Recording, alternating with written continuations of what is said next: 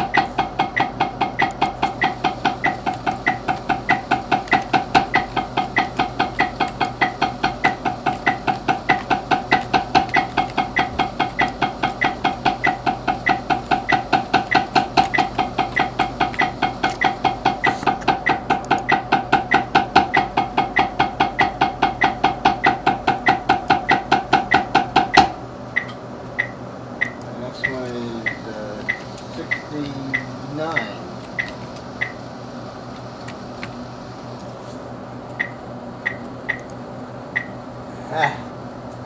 This is not, certain things this metronome is actually better than mine. The big jumps, it's very good. Just the step ladder thing that I do. There's a lot of work with that kind of a metronome.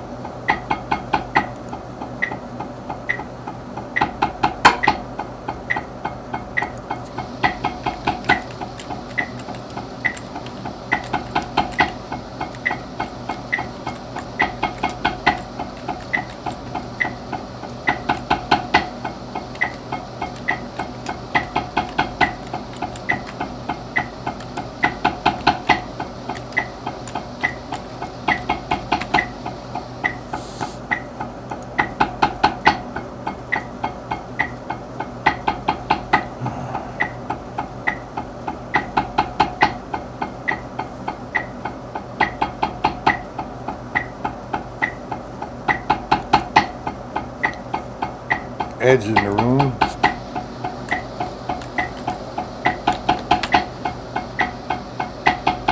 Gary's back.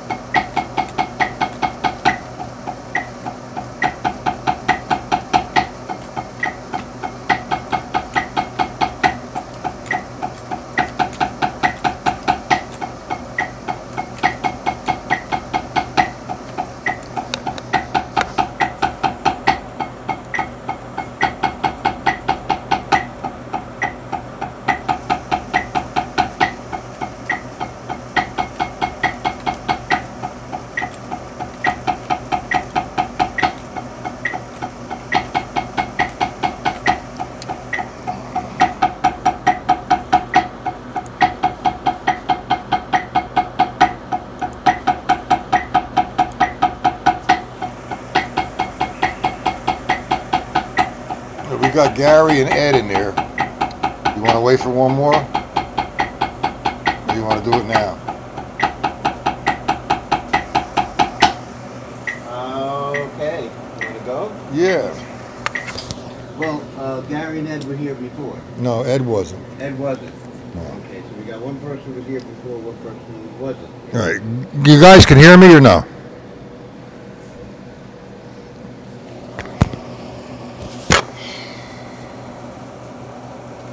Yeah, they can hear me. They can see us.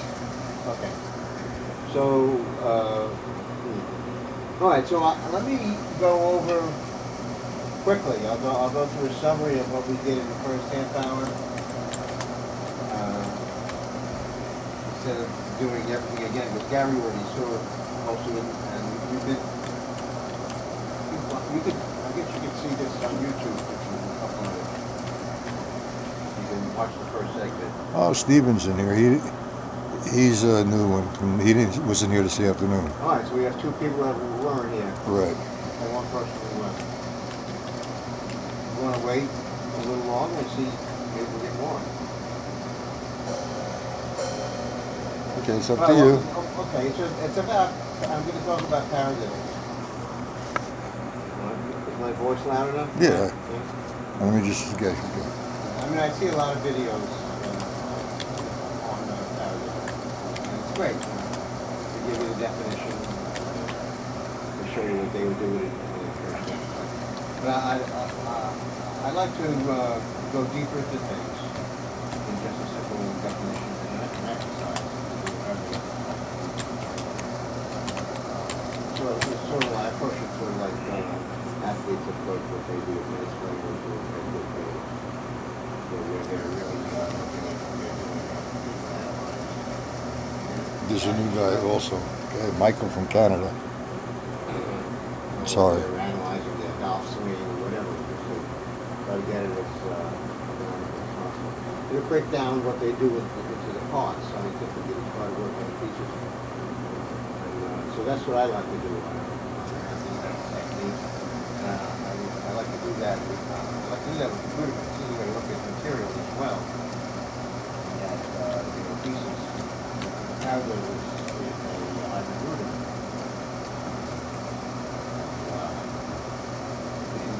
Talk about having about 40 or whatever, but really, there's only 3 primary rudiments, what I consider primary. So, all my opinion. All of this is just what I think. There's a single stroke roll, and there's a double stroke roll, and there's a flam. Those are the 3 primaries. Speak up loud. Yeah. So those are the 3 primaries. And those 3 compose all of the others. So even the paradiddle my definition is a hybrid combination of the singles and the doubles. So I would work on getting into the singles. If you want to do a good paradiddle, I wouldn't practice paradiddle. I was practicing singles. I'd be practicing doubles.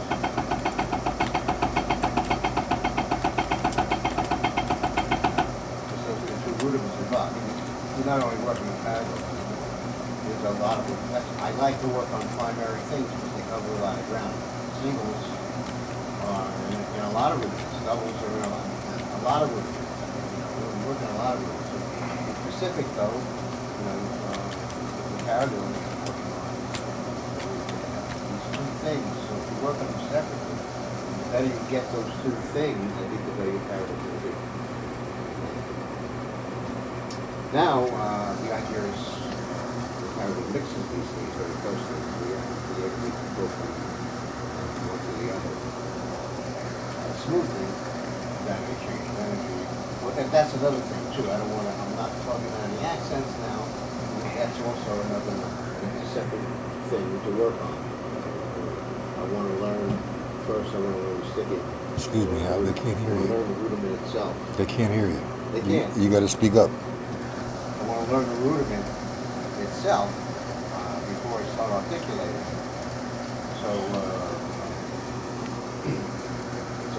I'm going to work on the pieces with no accents, and then I'm going to try to put them together. So the way to do that is to try to and work on one and go to the other and work on that and go back and forth and get used to that transition. So I'll do single strokes for like 4 bars, let's say, of singles, and then 4 bars of doubles. It's probably the air conditioner that was making it difficult for them to hear me. Okay. Okay. So here's your.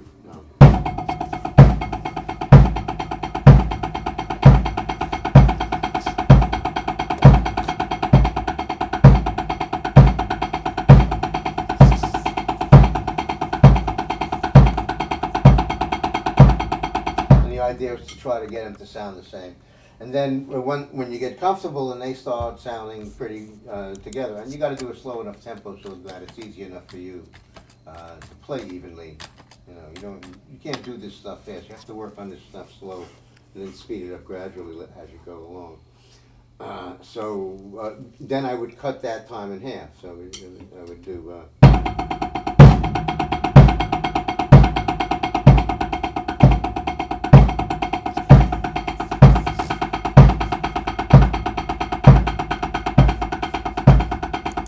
Then you cut that in half again.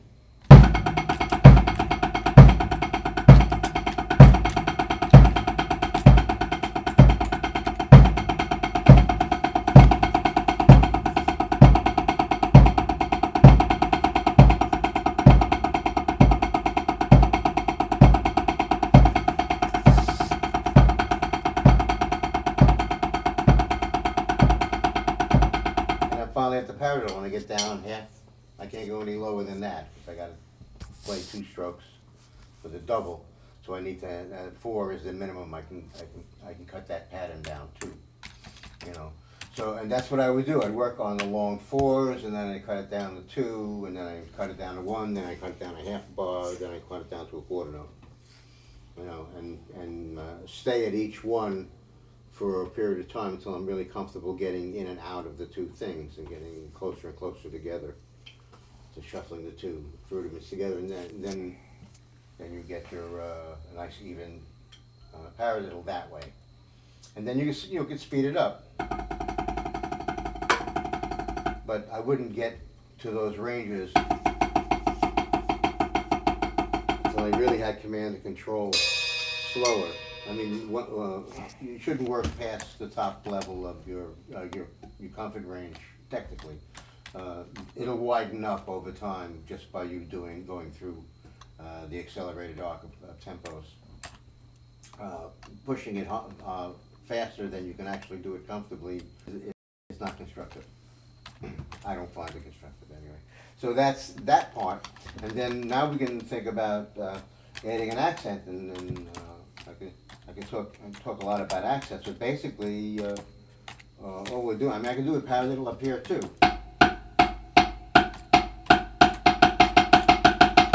Same thing.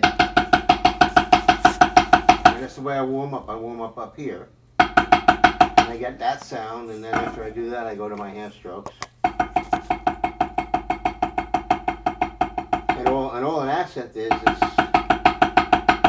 going from this sound to this sound cleanly, you know. So I talked about the full stroke earlier and the free stroke, the difference between the 2. Mm-hmm. I've seen some videos where they call this a full stroke because it comes all the way back. But really, the reference I use is a full stroke. It's the full range of motion. And the type of stroke it is, the fact that it comes back, is a free stroke. So I could have a free stroke here, but this is not full. This is only half. And this is also a free stroke, but it's only a quarter. You know, so using half freeze and full freeze gives me a dynamic difference that can create an accent. You know, by going from one level to the other, and the control strokes is how we get up and down. We have 2 kinds of control strokes. You know, when we're playing soft and we want to play an accent, we have to get in position. So the control stroke is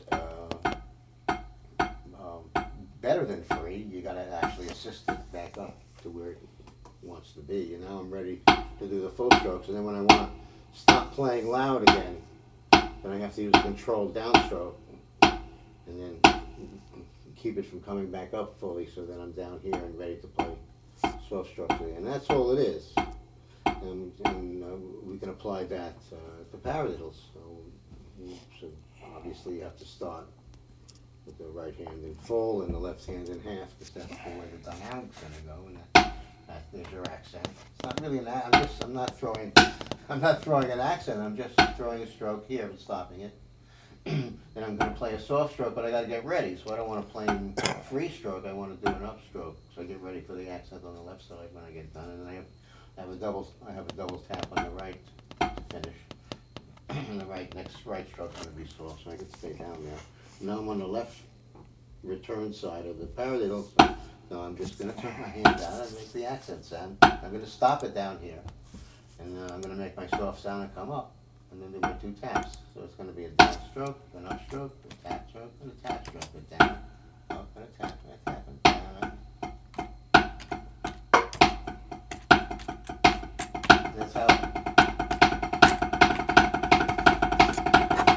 That's how we add that in, and then you get to the point where you really can't wrist your strokes up and down any faster. So we get it. That's when after we've gotten the choreography down of the sticking, and we've gotten the choreography down of the changes of levels to make the accents in total relaxation, so we know where we want to be. Then we can add molar to that. I mean, this is a long process. It doesn't happen in a day or a week or a month. But we add the molar to the accent. Now you have your pago. I have a nice even tap level, and I have a nice clear full stroke level, and I'm getting up and down using a molar or a whip. I like to call it a whip. That's the way I learned it. I was taught that way. So that's how we put the accent in. And now we can move the accent around too by going through. We talked about the grid, and the grid being the quad of the paradiddle has 4 positions. So we accent the first one as the primary form of the rudiment, but you can also accent the or the and or the e, which is the quad. I'll demonstrate that. Here's the quad in sequence.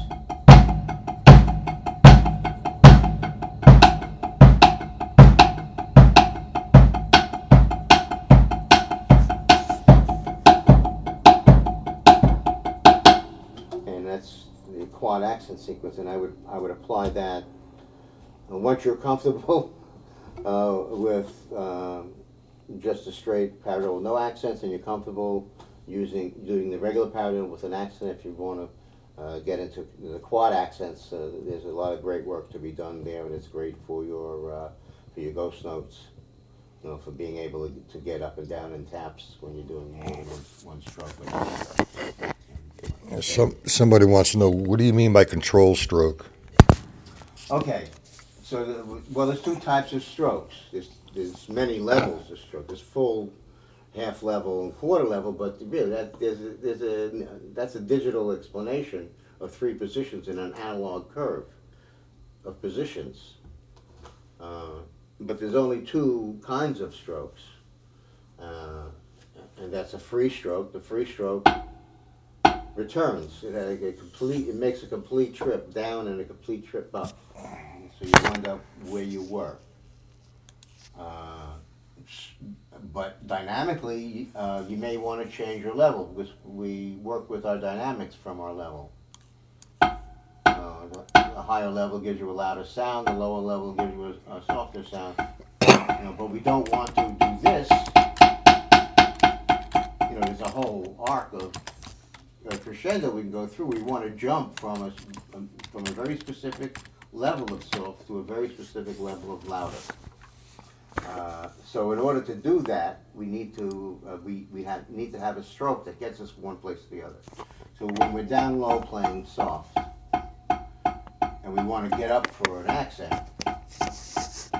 these are all free. They're just can just start one place and then return there. So I need an upstroke to get up to the position to be ready to have enough room to make a louder sound. Right? Now that's a free, full stroke, but it's a loud sound.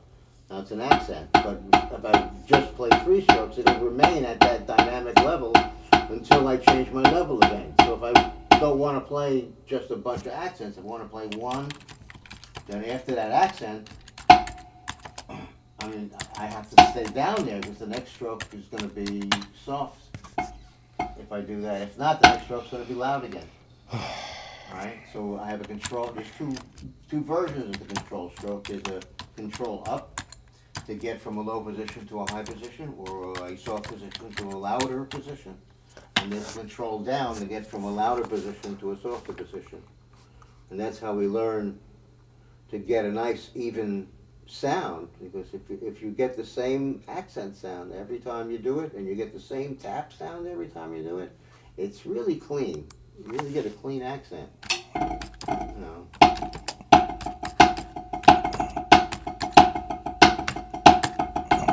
All my taps are down here. All my accents are up there. Big, you know, it's a big difference. Nice and clean. They pop out. And then, so that's why we use the control strokes to change our level, or change our dynamic, from loud to soft. And when we do it in short spurts, it sounds like an accent. If you do it for one stroke, that's what an accent is. One stroke happens to be louder than the other. You can have two accents in a row. Those are just two strokes. When I do two accents in a row,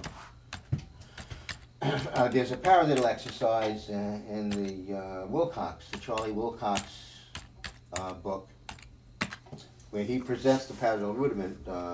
There's an accent pattern that he teaches that I'll show you, and it has double accents in it.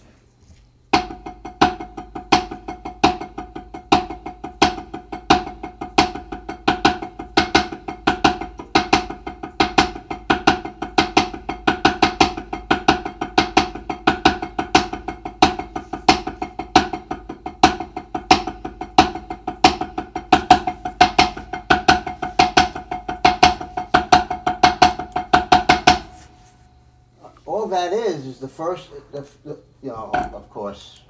All right, let's take the paradiddle with the double accent on a back end, okay? And the first stroke is an upstroke. It's not free, it's a tap, but it's not a free tap, it's an up tap. All right? And then you have this one, the down tap.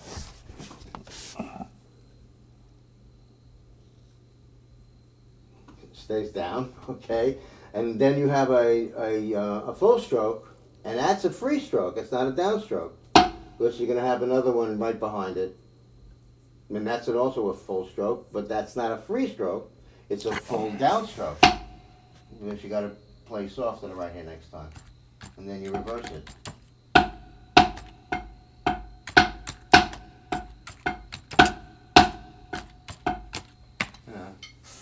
So that's how the double accent happens. The second accent, you know, happens because of the change of the type of stroke. We're going from a full to a down. If I just did the down, we'd be doing one accent. And you could do that for 3 accents. You could do that for any number of accents once you're up there.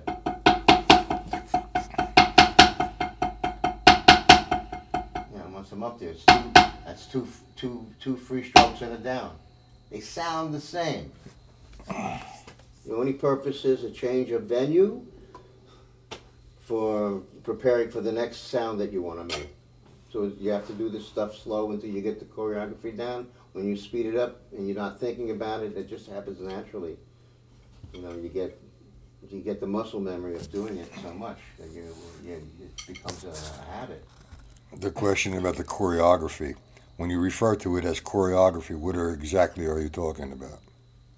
Okay, I split technique into 2 categories, or playing into 2 categories.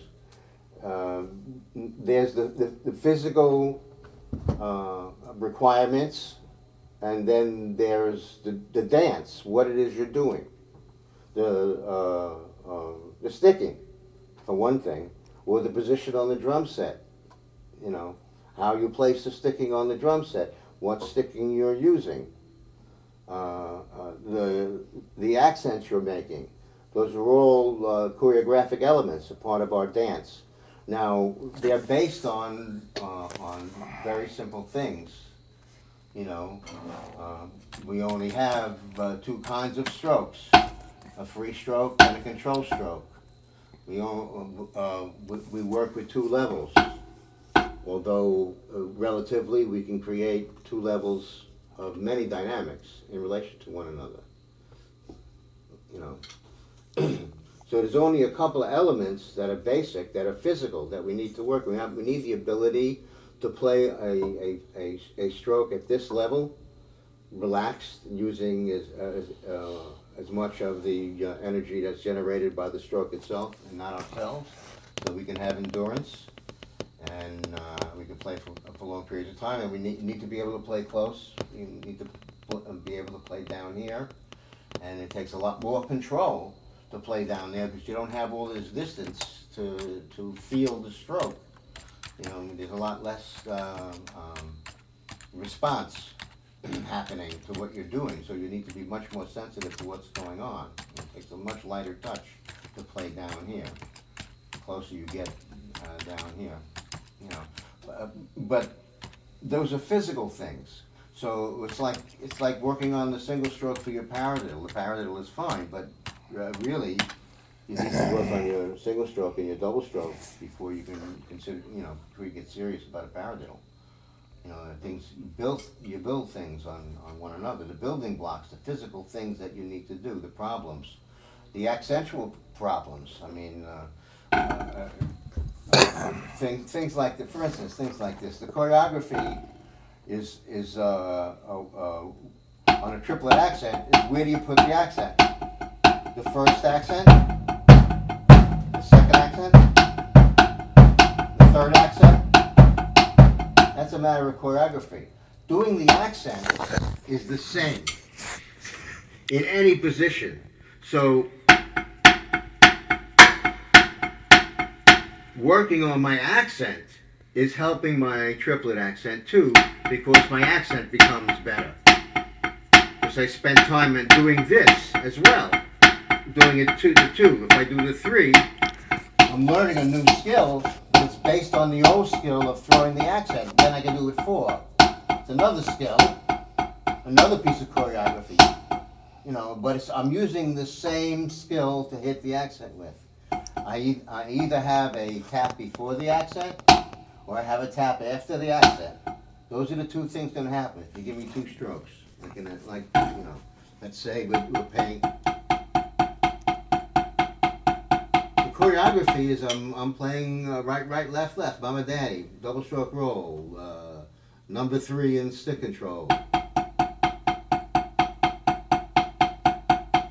So I can add to that choreography saying, okay, let's go through the grid with that, the accent grid. So the accent grid is an additional choreography that we add to the base choreography of the sticking. However, physically, the problems are hit, tap.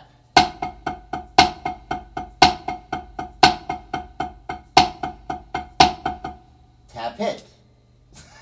Or tap, tap. Right? That's it. You know, I don't have, I could do that, but we're not doing a double accent exercise. It's a single accent exercise, using 1 hit on the grid at a time. So those are the physical problems. I either play nothing, or I play a hit and 1, or I play a hit. This basically is how you play ghost notes. When you play ghost notes, the ghost note is either before the backbeat or after the backbeat. But so I'm not playing a backbeat, I'm putting it in the downbeat position, but I'm physically doing the same task. I need the same skill to execute this choreography. I can change the choreography. I'm using the same skill, but I'm using on the left hand. It changes the choreography because I change which hand is doing it. I change the position in the grid. All the choreography is different. But the skill is the exact same skill I used on the right hand, and I'm going to use it again later when I do paradiddles, when I do number 5. We have an interesting one.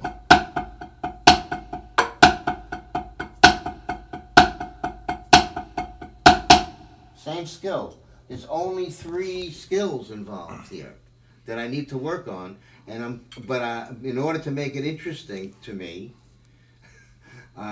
we have some text that challenges us mentally.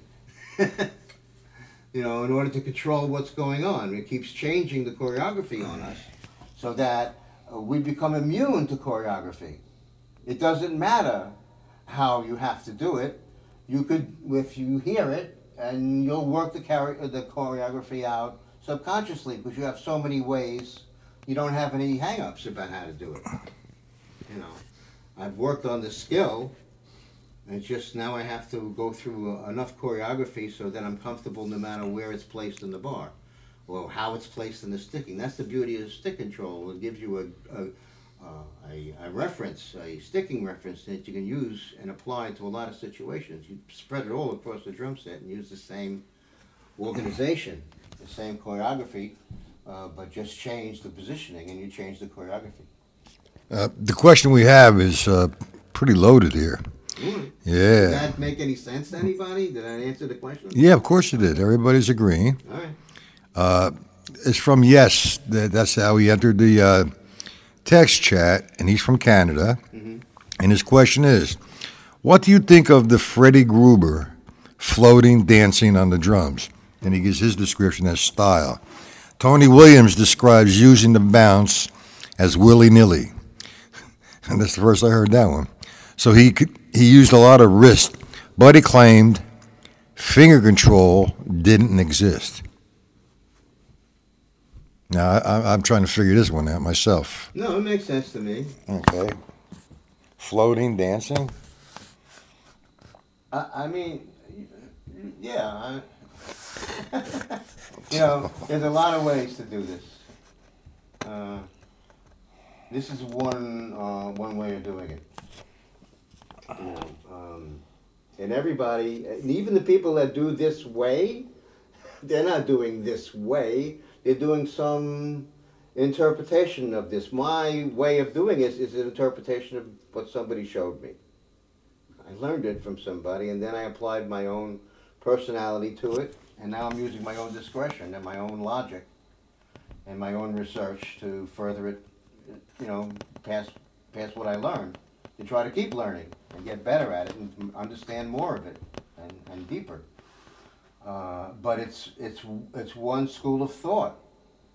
You know, it started with Stone, and it was passed on to Joe Morello, and I got it from Joe Morello, and I added my 2 cents, and I'm giving it to my students, and my students are going to teach it to their students with their 2 cents added. You know, and everybody's doing something else. You know, there aren't 2 drummers in the world, and thank God, because you put 2 drummers down on this set and tell them, here, play this. And you're going to hear 2 different cymbals. Why? Because that's how it is. You know, and that's how it is about technique. Everybody does it their own way. Everybody figures it out for themselves. They get help along the way. They go to some master to find out what the master did, because it seemed to work well for them. And then they took what they learned from the master and they try to apply it to what they were doing. And it becomes something else, but in that school. But there's a lot of schools. I mean, you do this over a couple of generations and you have a lot of ways. I've seen so many versions of Moeller. Moeller was alive. What would he say now? If he looked at all these YouTubes, all these Moeller YouTubes. Make him suicide. What would his reaction to this be? Is that what he was teaching? I don't think so. How much of it that you're seeing is actually what he was teaching? That's why you want to go to the people who study with him. That's why you want to work with Jim Chapin, or you want to work with Don Famularo, because these people are connected to the roots of whatever system it is. I'm not saying this system is better than that system, that's it.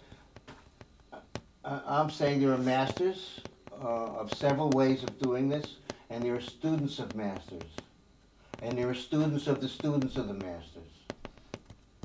And we have masters today that were students yesterday. And they're not doing exactly what their teachers showed them. They're doing something hopefully better, or at least different, you know, so that when they play that ride cymbal, they don't sound like me. When you play the ride cymbal, you sound like you. Hopefully you sound like you, you know.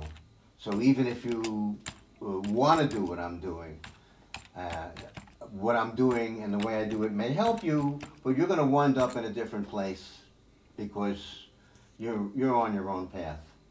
So I don't want to compare, you know, what Tony did or what this guy did or whatever. I mean, you know, they're great players, and that's what's important. It's not important how you do it. It really isn't important how you do it. Yeah. It's what's important is what you do. So I don't want to compare how people do things. If you're unhappy with how it's working for you, and you think you're missing something, or you want to change what you're doing, then fine. Look for something that makes sense to you, or for a teacher that connects with you on some level, you know, and study with somebody. You know, but if what you're doing is working for you, why should you stop doing it? Unless you're not happy, unless you think there's something more that you want, even if you're happy with it, and even if you just want more than what you have, and you don't see how you can get more from what you're doing, you may want to. But you have to decide to change what you're doing. Nobody is here to convince you to do it this way, to do it that way. I mean, that's not what teaching is about. I'm just trying to share what I'm doing by myself in my room, you know, from what I've learned from my teachers and from what I've learned browsing the internet, not particularly looking at YouTube videos, but browsing the internet for research material, for physics knowledge and Tai Chi knowledge and experience from things that I don't know and I can't learn from a drum teacher that I wanted to add to what I was doing. Well, we're having a little discussion of our own in the chat room here. That's a little wordy, but I mean it's a tough subject. I mean, when it gets thrown at you all the time. Well, so and so says this. Fine, you know. What are you doing here then? If you love so and so, why aren't you with him? That's all I'm saying. You know. We have this interesting thing happening here. What? I don't know who this gentleman is. Yes, that's how he came into the chat room. He's asking some really good questions. Good. He really is. Let me get some water, though. Yeah. You need. It's over there. I'll get it for you. Sorry about that. Not a problem. I'm getting dry talking so much. Well, that's what he said about Freddie Gruber. He likes to talk a lot. And he's right. Yeah, well, you know, it's really more in your head than anything. Well, then I asked him, has he ever heard Freddie play? And he goes, no. I asked him if he did understand anything that he explained. Well, he's talking about Dave Weckl. Yeah. And Dave Weckl's an absolutely great player. He really is. And he did study with Freddie Gruber. Mm-hmm. And I don't know, he's telling me that's what transformed Weckl. And I'm trying to figure that statement out. I think what transformed Weckl was Dave Weckl. Absolutely. Yeah. I don't think... helped him. He gave him some assistance. But Dave did the work, and Dave made the decisions. You know who, Michael? It's Michael. Michael who? Yes, from the guys in here, Michael yes. Hitton's here? I believe so. Michael, how you doing? Is that you, Michael Hitton? Is that him? No, he's not responding, but it's not him, it's someone else. Okay. Sorry. Can we have your last name, please? Very interesting questions. Yeah, give them to me. Come on, man. Beachy, yeah, all right. Well, it's the discussions you and I have, and we have in all the drum groups on Facebook. The Stone, the Moeller, what Freddie Gruber has laid down. We had Daniel Glass here, and Daniel Glass did study with Freddie Gruber. Yeah. And, he was demonstrating a hand technique, and he had his approach, and it worked for him. And he told me a lot of stories about Freddie Gruber, and, they're kind of personal, but, it helped him. I guess it helped Weckel. Weckel kind of liked Gruber. Well, that's good, but when I listen to Freddie Gruber explain something, maybe it's just me, maybe this is over my head, but I do not understand what he is talking about at all. Now, Mr. Beachy, am I making sense to you? I don't know what, it's like I learned, like Mr. Herman did, from Joe Morello and a few other teachers. But Alan and I understand the concept, but Alan and I play differently. So actually, Morello did not transform us. He made us aware of who we could be through the technique. Yeah, Joe said to me, I tried to thank him. And he said, don't thank me. He said, you did the work. Absolutely. That's what his statement was. His take on it was, I'll just show you what to do. But, if you don't do it, doesn't mean nothing. Well, you didn't... It's the student. The teacher is only as good as the student wants to be. And no matter how good a teacher he is, it's up to the student to take it in and use it. Absolutely. And Mr. Beachy, Michael, you didn't take us off the subject because this is the subject. What everybody's laying down becomes very confusing because it's called this and called that, but it's not called what it's supposed to be correctly.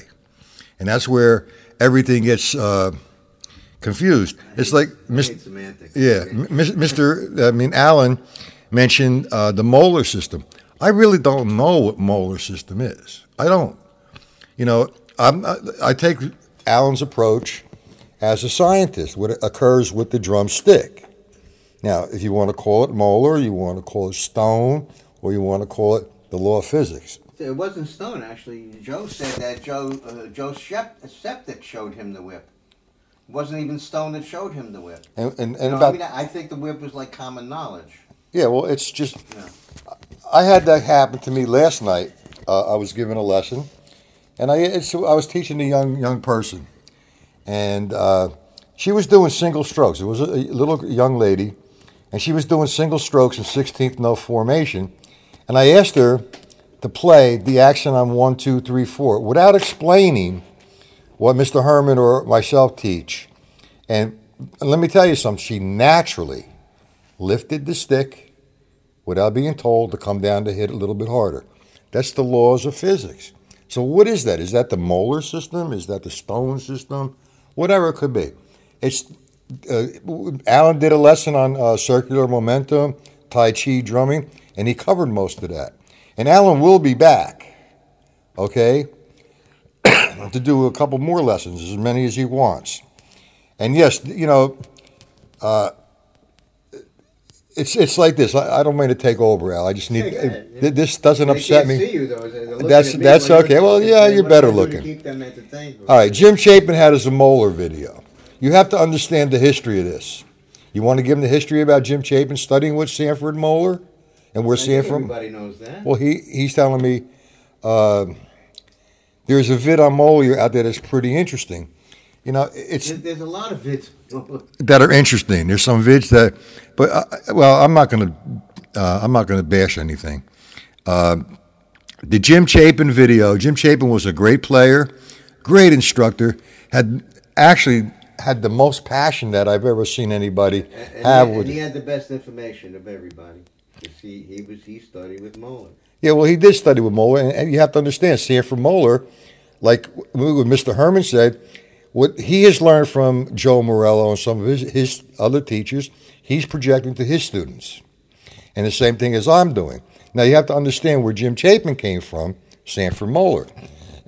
Sanford Moeller also was a great drummer, but he studied with the Civil War drummer. Now, you know the history on Civil War, the drums, the calfskins, the mule skins. You had to tune them with a rope, and they're out in the field, and they're hitting over their head and hitting the drum. You know, and he projected that into his students, and he developed what he called the molar system. And that gets confused. No, he did not call it the molar system. What did he call it? Not molars. I'm talking about Jim Chapin calling it the molar system. Molar didn't call it the molar system. Jim called it the molar system? Yeah. I don't know if he did or not.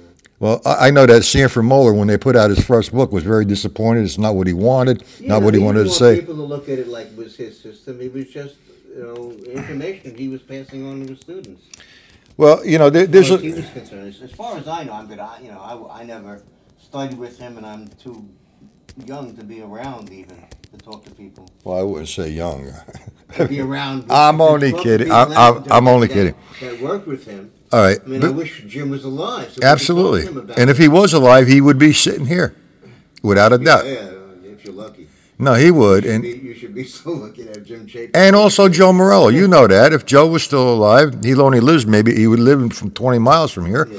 He would definitely be hanging out here. Yeah, but it's just a matter of the accuracy of the information, and the closer to the source you get, the better. It's like the old thing, you know. Something happens to me, you explain what happened to me to someone, and then it keeps getting explained and explained and explained, and 10 people later, thought somebody shot me when, you know, it's a whole different story after 10 people explain what happened to me. They do that in school. They do that. Yeah, well, they do that with the systems. In grade school. But, you know. They do that experiment. Pretty odd. Yes has got it going on. He's got it now. Yes says it's very powerful, the vid of Moeller himself, made from clips put together of an individual, good for Civil War parade style. And that's absolutely correct. Well, that's what the drumming of the day was. Yeah. You know, this is what we're doing today. What everybody teaches is Moeller today, and nobody played like that in those days because these styles of playing the drums didn't exist then. But we kind of deviated away from what you were trying to do, and I apologize, Alan. I don't. It doesn't matter. I mean, I already presented the material basically. Yeah. I can present a lot more parallel material, but then Yeah, well, we don't really have that much time either. It doesn't matter as long as people are getting something out of what we're doing here. It's worth. Well, it's worth the time for that. I think we should be closing up in about 2 minutes. Whatever or 3. Like. I would just like to answer everybody's questions. Well, the questions that were thrown at me, I projected to you. All right. And I'm going to ask one more. Everybody's happy with our answers? Yes, left the room. Okay. Okay, I guess you just figured we're closing. The rest of the gentlemen here, do we have any questions to ask Mr. Herman? If so, the clock is ticking. Tick, tock, tick like the metronome. Just bring some questions out here. If you don't have any, we're going to be closing up. Yeah, and I can do the rest of the parallel material, And another lesson. That's not a problem. Yeah. Very interesting. Do we have any questions, gentlemen? Michael Beachy says, thank you, Alan. My pleasure. Thanks you for reviewing the lesson, Michael. Anyone else have a question? It's hot in here without an air conditioner. I know. Well, Stephen says, thank you very much. You're welcome. Much appreciated. Good. Will you walk away from this lesson with a better understanding of what you're actually doing, you are going forward. And I've sat down, every time I sit down with Alan, we might disagree on a few of this and a few of that, but I always come walking away from Alan knowing more than I did before I sat down. So I need to say thank you to Alan.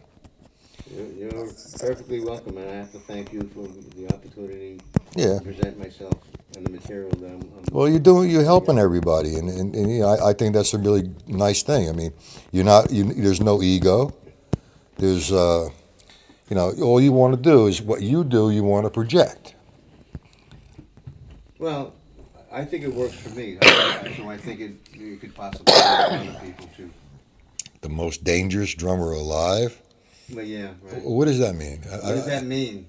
What is that? What is the reference to the most dangerous drummer alive? Well, Okay, all right. Well, now I have to. My reputation on Broadway is that you? what? The most? Oh, you. Okay. I was the most. Shady. That's right. I was the most shady show. Conductors were so afraid of me. I would go into sub shows, and they would tell the guy that they would fire him if they ever hired me again. I would frighten the conductors so much, and some of the players too if they weren't paying attention. Yeah, I'm not an advocate of autopilot. No, you were there for doing a job, and you did the job well. So, Yeah, but let me get this straight. I'm sitting in this same room as the most dangerous drummer alive. you talk to some of the conductors that work with I me. believe you, but I mean, you know, you're not going to hurt me now, are you? No, no, and I didn't hurt the conductors either, but they were scared. Well, because you were right. They had to be right. There was no room for error. But anyway, gentlemen, if there's any more, I'll take one more question, if any.